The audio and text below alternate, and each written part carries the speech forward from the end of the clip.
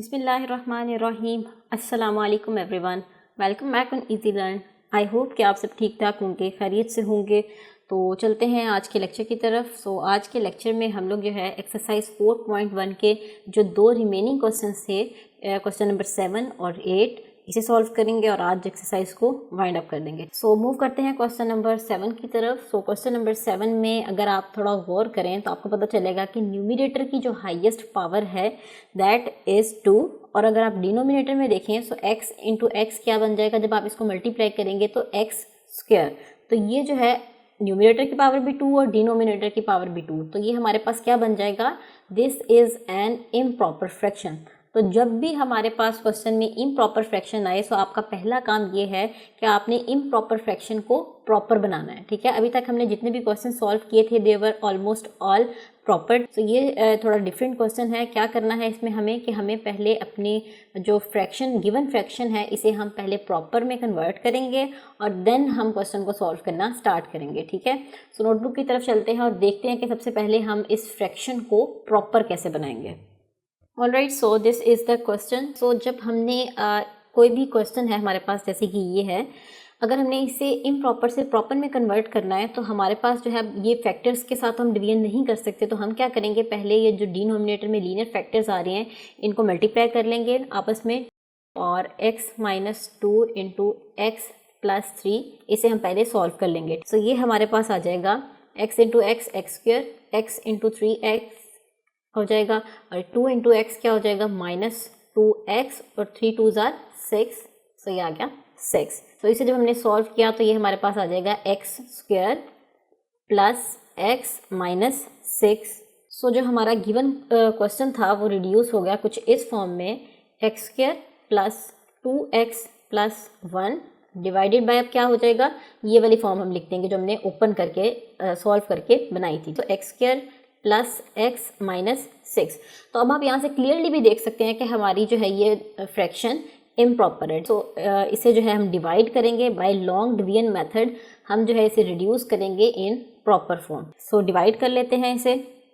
क्या किया, डिनोमिनेटर हमारा यहाँ पर आ गया। यहाँ पर आपको पता होना चाहिए कि ये वाली जो टर्म है ये हमारे पास जो है वो डिनोमिनेटर है, और ये वाली जो टर्म है दिस इज़ अवर न्यूमिरेटर। यहाँ पर जो है अब हम डिवाइड कर लेंगे। क्या करेंगे, यहाँ पे भी एक्स स्क्वायर है, यहाँ पे भी एक्स स्क्वायर है, तो हम इसे 1 से ही मल्टीप्लाई करेंगे, क्योंकि अगर हम x से मल्टीप्लाई करेंगे तो हमारी जो पावर है वो इंक्रीज़ हो जाएगी। हम जो है इसे 1 से मल्टीप्लाई करेंगे और हमारा आंसर क्या आ जाएगा, इस पूरे को आपने जो है 1 से मल्टीप्लाई करके यहाँ पर इसका आंसर लिखते जाना है। एक्स स्क्वायर इंटू 1 क्या आ जाएगा, x square, x into 1 plus x, और minus 6 into 1 minus 6। Next step में क्या होगा, इनके साइंस जो हैं ये चेंज हो जाएंगे। ये वाली जो फर्स्ट वाली टर्म है ये कैंसिल हो जाएगी। इनको सॉल्व कर लेंगे, plus 2x and minus x मेरे पास आ गया प्लस x, और यहाँ से प्लस 1 एंड प्लस 6 क्या हो जाएगा, प्लस 7। तो ये हो गई जी हमारी डिवीजन कंप्लीट, क्योंकि आगे हम डिवाइड नहीं करेंगे। ये देखें, जब भी आपको आपको ये कैसे पता चलेगा हम आगे डिवाइड नहीं करेंगे, क्योंकि आप देखें कि जो बाहर वाली पावर है वो ग्रेटर होगी, जो अंदर वाली पावर है वो छोटी हो जाएगी। इसका मतलब है कि हम आगे मज़ीद डिवीजन नहीं कर सकते। ठीक है, एक दफ़ा जब डिवीजन होगी तो इसको ओरिजिनल फॉर्म में लिख लेंगे। कैसे लिखेंगे कि ये इसकी जगह पर, ये यहाँ पर, और ये यहाँ पर, जैसे नॉर्मली हम डिवीजन्स करते हैं फ्रैक्शंस की फॉर्म में अपने आंसर्स को लिखते हैं, बिल्कुल उसी तरीके से हम लिखेंगे यहाँ पर। क्यू ऑफ एक्स आता है यहाँ पर।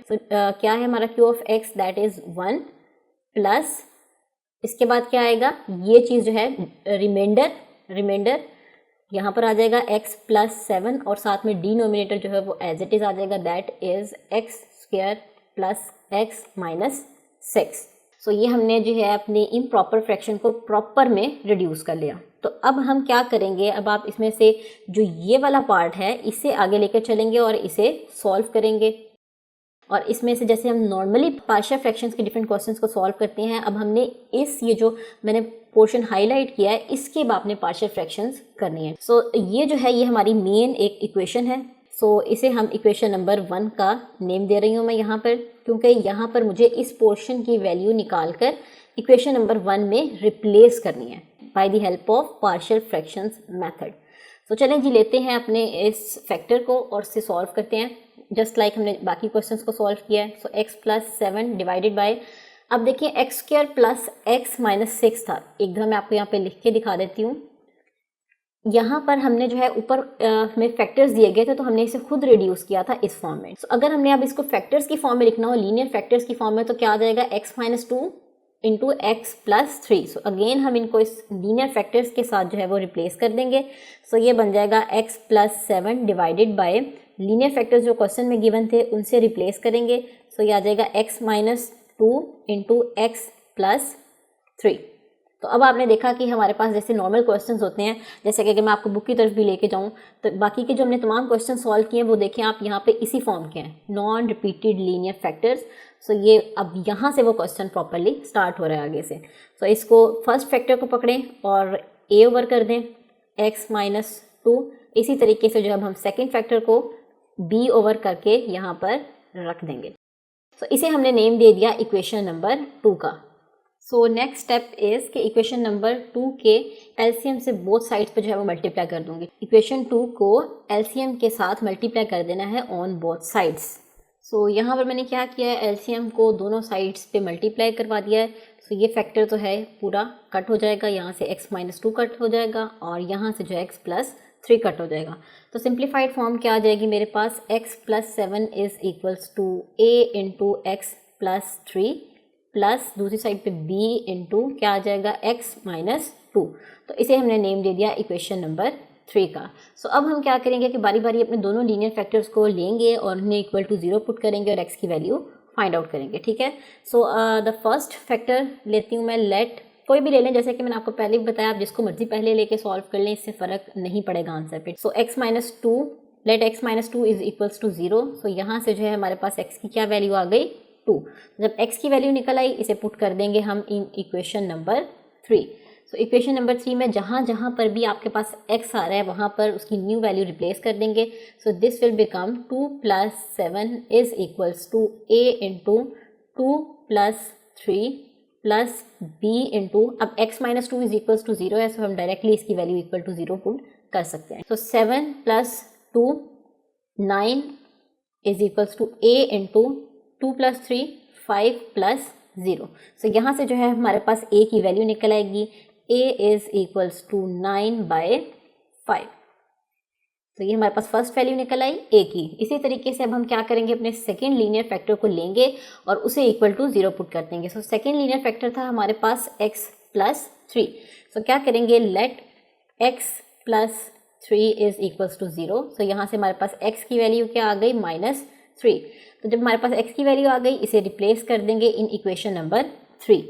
सो ये आ चुकी है हमारे पास इक्वेशन नंबर 3, ठीक है। सो इसमें जहाँ जहाँ पर भी x आ रहा है वहाँ पर माइनस 3 पुट कर देंगे। So minus 3 plus 7 is equals to, अब देखिए x प्लस 3 होल फैक्टर की वैल्यू क्या है, 0। सो हम इसे डायरेक्टली इसकी वैल्यू पुट कर देंगे यहाँ से, प्लस b इंटू एक्स की जगह आ गया माइनस 3 माइनस 2। सो 7 में से 3 निकल गए हमारे पास, तो आंसर आ गया मेरे पास 4 is equals to 0 plus b into minus 5। So यहाँ से जो है b की वैल्यू को सेपरेट कर लेते हैं। So b is equals to minus 4 divided by क्या आ जाएगा, 5। So this is the value of b। तो a की वैल्यू भी आ गई, b की वैल्यू भी आ गई। So we will replace the values of a and b in equation number 1। So अब मैंने क्या किया कि यहाँ पर इक्वेशन नंबर 2 में जो है a और b की वैल्यूज़ रिप्लेस कर दी, तो ये मेरे पास फाइनल फॉर्म आ गई। तो ये मैंने इक्वेशन 2 में वैल्यूज़ पुट की हैं, but this is not my final answer. क्यों मेरा फाइनल आंसर नहीं है, क्योंकि जो मुझे फाइनल वैल्यू निकालनी है वो बेसिकली इक्वेशन नंबर 1 की निकालनी है, इस होल फ्रैक्शन की निकालनी है। और अभी जो मैंने वैल्यू निकाली है वो सिर्फ इस फ्रैक्शन की वैल्यू निकाली है, लेकिन मुझे इस फ्रैक्शन की वैल्यू निकालनी है। तो मैं क्या करूँगी कि ये देखें, ये फ्रैक्शन किसके इक्वल थी, 1 प्लस दिस फैक्टर। तो दिस फैक्टर की वैल्यू जो है हम निकाल चुके हैं। सो इक्वेशन 1 में हम ये येलो वाला जो मैंने सर्कल किया हुआ है, इस फैक्टर की वैल्यू जो है वो रिप्लेस करेंगे, ठीक है। सो फिर हमारा जो है वो फाइनल आंसर कंप्लीट होगा। सो ये आ चुकी है मेरे पास मेरी main equation, that is equation number 1। So अब आप देख सकते हैं कि यहाँ पर जो है मैंने सिर्फ इस फैक्टर की वैल्यू निकाली है, ठीक है, जो कि ये वाला फैक्टर है, ठीक है। सो यहाँ पर जो है मैं इस फैक्टर की वैल्यू रिप्लेस कर दूंगी यहाँ पर। सो यहाँ पर मैं इसे भी इंसर्कल कर देती हूँ। सो इस फैक्टर की वैल्यू जो है मैं यहाँ पर रिप्लेस करने वाली हूँ। सो मेरा जो फाइनल आंसर आएगा दैट इज़ 1 प्लस, इसका आंसर लिख दें, that is 9/5 into x minus 2 minus 4/5 into x plus 3। अब जो है ये मेरा फाइनल आंसर है। अब मेरा ये जो क्वेश्चन है ये कंप्लीट होता है। तो जब भी आपने इम्प्रॉपर फ्रैक्शंस के साथ डील करना है तो आपको अच्छे से पता होना चाहिए कि आपने अपनी तमाम वैल्यूज़ ए और बी की वैल्यूज़ निकालने के बाद इक्वेशन नंबर 2 में पुट करनी है, और इक्वेशन नंबर 2 का जो है सोल्यूशन निकालने के बाद आपने उसे रिप्लेस करना है इन इक्वेशन नंबर 1 जो कि हमारी मेन इक्वेशन होती है, ठीक है। सो अब जो है हमारा ये क्वेश्चन कंप्लीट हो गया है। सो हम चलते हैं अपने नेक्स्ट क्वेश्चन की तरफ, that is question number 8। Alright, so this is question number 8। सो जब हमारे पास क्वेश्चन आया, सबसे पहले हम क्या चेक करेंगे कि फ्रैक्शन जो है प्रॉपर है या इम्प्रॉपर है। तो अगर हम क्वेश्चन को देखें तो न्यूमरेटर की जो हाईएस्ट पावर है दैट इज़ 3 और डिनोमिनेटर की highest power is 2। So it means numerator की जो पावर है that is greater than denominator. तो जब न्यूमरेटर की पावर ग्रेटर हो जाएगी सो it means that is an improper fraction. तो जब हमारे पास इम्प्रॉपर फ्रैक्शन आ जाती है तो सबसे पहले हम लास्ट क्वेश्चन की तरह क्या करेंगे, इसे भी रिड्यूस करेंगे इन प्रॉपर फॉर्म और फिर उस क्वेश्चन को जो है वो सॉल्व करेंगे। So this is our numerator nx and this is our denominator that is dx। So हम क्या करेंगे, अब इसकी लॉन्ग डिवीजन मेथड वाले मेथड से डिवीजन करेंगे और इस फ्रैक्शन को जो है वो प्रॉपर बनाएंगे। सो स्टार्ट करते हैं अपनी डिवीजन को। सबसे पहले हम क्या करेंगे, देखिए हमारे पास जो है ये एक्सप्रेशन है 3x² और इससे मुझे बनाना है 6x³। सो सबसे पहली बात कि यहाँ पर x² है और यहाँ पर x³ है। सो इसका मतलब पहले जो जिससे मैं मल्टीप्लाई करूँगी दैट विल बी x, क्योंकि अगर मैं 3x² को x से मल्टीप्लाई करूँगी तो मेरे पास जो है वो x³ आ जाएगा। सो यहाँ पर x जो है वो पूरे हो गए।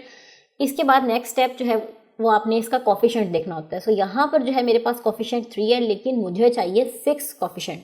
3 से 6 अगर बनाना हो तो मैं इसे किसे मल्टीप्लाई करूँगी, 2 के साथ। सो 3 इंटू 2 इज इक्वल्स टू 6। तो इसका मतलब 2x से जो है मैं 3x² को अगर मल्टीप्लाई करूँगी तो मेरे पास क्या आ जाएगा, 3 2 ज़ार 6x³। तो इसका मतलब मैं इसे किसे मल्टीप्लाई करूँगी, 2x के साथ। सो फर्स्ट टर्म जो हम मल्टीप्लाई करेंगे दैट इज़ 2x। सो इस होल एक्सप्रेशन को मल्टीप्लाई कर दें 2x के साथ। सो 3 2 ज़ार क्या आ जाएगा, 6x³ माइनस 2x के साथ करेंगे इसे तो ये आ जाएगा 2 2 ज़ार 4 और साथ में x into x² so minus 4x²। Last में इसके साथ मल्टीप्लाई करेंगे तो ये आ जाएगा माइनस 2x। तो यहाँ पे x वाली टर्म नहीं है, सो इसे हम सेपरेटली यहाँ पर मेंशन कर लेंगे, ठीक है। सो नेक्स्ट स्टेप में क्या होगा, sign changings. So sign change कर दें तमाम एक्सप्रेशंस के। सो ये जो टर्म है फर्स्ट वाली ये कैंसिल हो जाएगी। सो हमारे पास क्या हो जाएगा, 5 + 4 9x²। इसके बाद अपनी x वाली टर्म लिखते हैं that is plus 2x and last पे कांस्टेंट दैट इज़ -7। तो अब x², यहाँ पे भी x² है, यहाँ पे भी x² है, इसका मतलब अब हम x से मल्टीप्लाई नहीं करेंगे। x² है, यहाँ पे भी x² है, x की पावर जो है वो पूरी हैं। सो किससे मल्टीप्लाई करेंगे हम 3 को, यहाँ पर 3 है तो 3 को मैं किससे मल्टीप्लाई करूँ कि मेरा आंसर जो है वो 9 आ जाए। सो 3 को अगर हम 3 से मल्टीप्लाई करते हैं तो मेरा जो आंसर है that will be 9। So plus 3 से जो है मैं इस पूरी एक्सप्रेशन को मल्टीप्लाई कर दूंगी। सो 3x² इंटू 3 क्या आ जाएगा, 9x²। फिर 3 को करें माइनस 2x के साथ, 2 3 ज़ार 6, 2 3 ज़ार 6 माइनस साथ में, सो आ गया -6x और 3 के into -1 that is -3। So next step में क्या होगा, साइन चेंजिंग्स इन सब की। सो ये फर्स्ट टर्म हमारी जो है वो कैंसिल हो जाएगी। तो यहाँ पर हमारा आंसर आ जाएगा 8x और -7 एंड +3 क्या आंसर आ जाएगा मेरा -4। सो अब ये मज़ीद सॉल्व नहीं हो सकता क्योंकि आप देख सकते हैं कि यहाँ पर जो पावर है दैट इज़ 2 एंड यहाँ पर जो पावर है that is 1। So it means this is no more divisible. So this is our remainder, this is our quotient q into x and this is our denominator that is d into x। So अब हम जो है इसको अपनी ये जो given fraction है इस फॉर्म में लिख लेंगे। सो जैसा कि हम पढ़ चुके हैं कि अगर हम डिवीजन करेंगे तो हमने जो अपने फैक्टर्स को लिखना होगा तो कैसे लिखेंगे, QX plus RX over DX की फॉर्म में अपने आंसर को लिखेंगे। So that is equals to QX की जगह पर क्या आ जाएगा, 2x plus 3, 2x plus 3 plus RX की जगह पर क्या आ जाएगा, रिमाइंडर 8x माइनस 4 और DX एज इट इज़ आ जाएगा, that is 3x square minus 2x minus 1। तो अब क्या हुआ यहाँ पर कि हमने अपनी इस इम्प्रॉपर फ्रैक्शन को प्रॉपर फॉर्म में कन्वर्ट कर दिया। ये हमारी मेन कर्वेयर है इस इम्प्रॉपर फ्रैक्शन की इन प्रॉपर फॉर्म। सो अब हम क्या करेंगे, इस प्रॉपर फैक्टर को आगे लेके चलेंगे और इसके ये वाला जो फैक्टर है, अब इसकी फैक्टर में तो हमें सॉल्व करने की ज़रूरत नहीं है क्योंकि इसके डिनोमिनेटर में कोई भी एक्सप्रेशन नहीं आ रहा। बट जो सेकंड पार्ट है, सेकंड फ्रैक्शन का पार्ट है, इसमें आप देख सकते हैं कि हमें इसको सॉल्व करने की ज़रूरत है। तो हम क्या करेंगे, इसकी अब पार्शियल फ्रैक्शन कर लेंगे। सो यहाँ पर अब मैं क्या करूँगी, 3x square minus 2x minus 1 जो है इसकी मैं पहले फैक्टराइजेशन करूँगी और इसे लीनियर फैक्टर्स की फॉर्म में कन्वर्ट कर लूँगी। तो जब मैंने फैक्टराइजेशन कर ली, ये मेरे पास दो फैक्टर्स आ रहे हैं that are linear and non repeated. So इसे मैंने यहाँ पर इसकी जगह पर रिप्लेस कर दिया। तो मेरे पास जो फाइनल इक्वेशन बन रही है वो कुछ इस फॉर्म में बन रही है। सो इसे मैंने नेम दे दिया हमारी मेन इक्वेशन का, that is equation number 1। So अब इस इक्वेशन में हम क्या करेंगे कि ये वाला जो पार्ट है, अगर मैं हाईलाइट करूँ इस पार्ट को, तो मुझे जो है इस पार्ट की जो है वो पार्शियल फ्रैक्शन करनी है। पार्शियल फ्रैक्शन वाले मेथड से मुझे इसे सॉल्व करना है और इसकी वैल्यू निकालनी है। सो जब मैं इसकी वैल्यू निकाल लूँगी तो मैं इसे यहाँ पर क्या करूँगी, रिप्लेस कर दूँगी। सो स्टार्ट करते हैं और इसकी जो है मैं पार्शियल फ्रैक्शन कर रही हूँ यहाँ पर। सो यहाँ पर हाईलाइटेड फैक्टर के मैंने क्या किया, पार्शियल फ्रैक्शन बना लिए। सो नेक्स्ट स्टेप क्या है कि मल्टीप्लाई कर देंगे LCM on both sides of equation 2। सो दोनों साइड्स पे एलसीएम से मल्टीप्लाई किया मैंने, सिंप्लीफाई किया, तो मेरे पास इक्वेशन नंबर 3 बन गई। सो अब मैं क्या करूँगी नेक्स्ट कि अपने दोनों लीनियर फैक्टर्स को बारी बारी इक्वल टू 0 पुट करूँगी और यहाँ से a और b की वैल्यू को फाइंड आउट करूँगी। सो यहाँ पर जो है मैंने क्वेश्चन को सॉल्व कर दिया आपके लिए। जैसे कि आपने देखा कि मैंने फर्स्ट फैक्टर को लिया है, इसे इक्वल टू 0 पुट किया है। सो यहाँ से जो है मैंने b की वैल्यू फाइंड आउट कर ली। इसी तरीके से फिर मैंने सेकेंड फैक्टर को लिया है और इसे इक्वल टू 0 पुट किया है और यहाँ से जो है मैंने a की वैल्यू को फाइंड आउट कर लिया है। ठीक है, सो यहाँ से कटिंग्स और सिंप्लीफिकेशंस होंगी। सो आप वीडियो को पॉज करके यहाँ से चेकआउट कर सकते हैं। सो जब हमारे पास a और b की वैल्यूज़ निकल आई तो हम उन्हें रिप्लेस करेंगे सबसे पहले इन equation number that is equation number 2। तो इक्वेशन नंबर 3 में रिप्लेस करने का कोई फ़ायदा नहीं है। ठीक है, it is an extra step, so आपको करने की ज़रूरत नहीं है। जब आपकी a और b की वैल्यूज़ निकलेंगी सो आपने इस पार्शियल फ्रैक्शंस वाली इक्वेशन जो है उसमें रिप्लेस करना है, that is equation number 2। So equation number 2 में a और b की वैल्यूज़ जो है वो रिप्लेस कर देते हैं। सो इसके बाद आपने a और b की वैल्यूज़ निकाल ली, जब तो इक्वेशन नंबर 2 में रिप्लेस कर दी। सो ये हमारे पास एक फ्रैक्शन बन जाएगी। ठीक है, सो इक्वेशन नंबर 2 में जब a और b की वैल्यूज़ पुट कर देंगे तो आपने ये जो पूरी फ्रैक्शन है 8x minus 4 over 3x plus 1 into x minus 1, ये जो फ्रैक्शन है इसकी वैल्यू आपने रिप्लेस कर देनी है यहाँ पर जो मैंने बॉक्स हाईलाइट किया हुआ है इसकी जगह पर। यानी कि आपने जो है इस फैक्टर की वैल्यू जो है इक्वेशन नंबर 2 से निकाल कर पुट कर देनी है इन इक्वेशन नंबर 1। जैसे कि मैंने अपने लास्ट क्वेश्चन में भी सॉल्व करके दिखाया था, बिल्कुल उसी तरीके से आपने क्या करना है कि यहाँ पर जो है अपने मेन फैक्टर की वैल्यू जो है वो रिप्लेस कर देनी है और देन आपका जो ये क्वेश्चन है दैट विल बी कंप्लीट और हमारा जो है वो आंसर निकल आएगा। सो ये था जी हमारा आज का लेक्चर। ये जो लास्ट के 2 स्टेप्स हैं ये मैं आपको एज अ होमवर्क दे रही हूँ और आई होप कि आपको ये जो होमवर्क है ये सॉल्व हो जाए, क्योंकि ये सारा क्वेश्चन तो मैंने सिर्फ आपको सॉल्व करके दिखा दिया है। सिर्फ लास्ट 2 स्टेप्स हैं जो मैं आपको होमवर्क दे रही हूँ ताकि आपको पता रहे कि आपने ये जो लास्ट 2 स्टेप्स हैं इनको खुद करना है। सो अगर आप खुद करेंगे तो आपको अच्छे से ज़्यादा समझ आएगी कि मैंने जो है ये क्वेश्चन कैसे किए हैं। तो आप वीडियो को बैक पे जाकर भी देख सकते हैं कि मैंने कैसे बोला है सब्स्टिट्यूशन करने को, या इसके अलावा हमारा जो लास्ट क्वेश्चन था उसमें जाके भी आप चेकआउट कर सकते हैं कि ये वैल्यूज़ कैसे फाइंड आउट करनी है। ठीक है, सो कमेंट सेक्शन में आपने मुझे मेंशन करके बताना है कि आपने जो है यहाँ पर वैल्यूज़ पुट करके अपना फाइनल आंसर निकाल लिया है और किस किस से निकल आया है। सो अगर किसी को भी इस क्वेश्चन में कोई भी इशू हो या लास्ट के कुछ स्टेप्स नहीं हो रहे होंगे सो आपने जो है वो कमेंट सेक्शन में मेंशन करके बता देना है, जिनसे सॉल्व हो रहा है उन्होंने भी और जिनसे सॉल्व नहीं हुआ उन्होंने भी। So there is no issue at all, या आप फेसबुक ग्रुप में जो है वो पोस्ट कर दीजिए, सो वहाँ पर भी आपको आंसर मिल जाएगा। सो ये था जी हमारा आज का लेक्चर और आज के लेक्चर में जो है हमने एक्सरसाइज 4.1 जो है वो कंप्लीट कर ली है। सो इंशाल्लाह हम आपसे मिलेंगे अपने अगले लेक्चर में एक नए टॉपिक के साथ। तब तक के लिए दुआ में याद रखिएगा। अल्लाह हाफ़िज़।